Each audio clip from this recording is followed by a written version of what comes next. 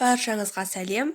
Біз 8-ші А сынып оқушылары бүгінгі мақал сөздің дәйегі атты сайысымызды бастаймыз.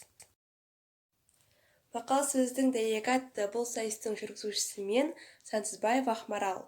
Үштерек орта мектебінің 8-ші А сынып оқушысымын. Ал сайыс қатысушыларына тоқталар болсақ, Аманбаева Әсел, Боранбаева Ұлсынай, Дәулетбаева Қаламқас, Сұраншы Ботагөз. Сәлем достар, бүгінгі жарыстың қатысушысы мен Аманбаева Әсел, Үштерек орта мектебінің 8-ші А сынып оқушысы. Бәріңе сәлем достар, менің есімім Боранбаева Ұлсынай, мен Үштерек орта мектебінің 8 сынып оқушысымын. Достар, менің атым Дәулетбаева Қаламқас, мен Үштерек орта мектебінің 8-ші А сынып оқушысымын, және де мен бүгінгі мақал сөздің дәйегі атты жарысының қатысушысымын. Барлығыңа сәлем достар, менің атым Сұраншы Ботагөз, мен Үштерек орта мектебінде 8-ші А сыныбында оқимын. Ендеше сайыс қатысушылармен таныс болсақ, бірінші кезеңімізді бастайық. Бұл кезең жүйрік болсаң шауып көр деп аталады. Бұл кезеңнің шарты төменде берілген тақырыптарға сай екі мақалдан табу. Достық туралы мақал-мәтел. Дос ажарың, жолдас базарың. Досы көппен сыйлас, досы азбен сырлас. Денсаулық жайлы мақал-мәтелдер. Бірінші, денсаулық зор байлық. Екінші, дені саудың жаны сау. Үшінші, шынықсаң шымыр боласың. Ата-ана туралы мақал-мәтелдер. Әдепті бала ата-анасын мақтатар, әдепсіз бала ата-анасын қақсатар. Екінші мақал. Ата-ананың қадірін балалы болғанда түсінесің. Бірінші мақал. Атам екен, анаң екен, қысылғанда панаң екен. Екінші мақал. Аққу көлін аңсайды, адам туған жерін аңсайды. Бірінші кезеңде барлық қатысушыларымыз белсене қатысты. Ендеше екінші кезеңімізді бастайық. Екінші кезең тапқыр болсаң тауып көр деп аталады. Бұл кезеңнің шарты берілген мақалдардың жалғасын табу. Отан елдің анасы, ұядан не көрсең, тіл қылыштан да, өз елім, жаңбыр менен жер көгереді, жылы-жылы сөйлесең, отан қуат отбасы, атаңның баласы болма, ақыл азбайды, ертең асты тастама. Ел ердің анасы, ұядан не көрсең, ұшқанда соны ілесің. Бірінші мақал. Тіл қылыштандай өткір.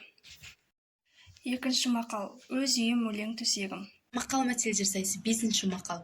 Жаңбырмен жер көгереді, батамен ел көгереді. Алтыншы мақал. Жылы-жылы сөйлесең, бұл мақалды білмеймін. Жетінші. Отан қуат, отбасы шуақ. Сегізінші.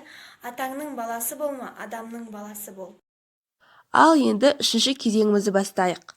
Ойлы болсаң озып көр атты бұл кезеңнің шарты әр қатысушыға жұмбақтар жасырылады. Ал қатысушыларымыз сол жұмбақтардың жауабын тауып, жауабына сай келетін мақалдар табулары керек. Қиындықта тастамайтын, жамандықта аластайтын.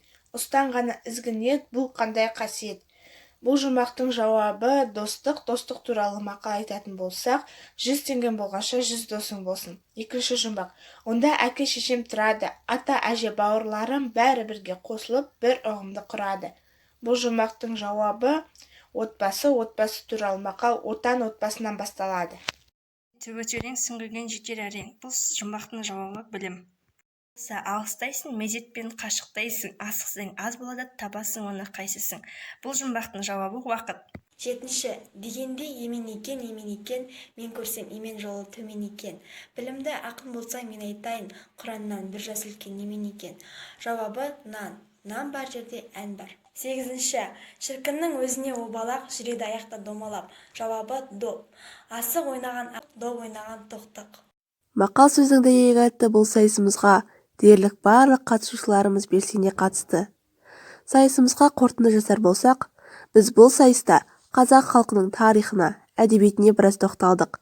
Әсіресе сан мыңдаған жылдар бойы сақталып келе жатқан мақал-мәтелдеріміздің маңызын түсіндік. Сайысымызда әдеттегідей достық жеңді. Дайындаған Қарабаева Гүлстан апай және 8-ші А сынып оқушылары.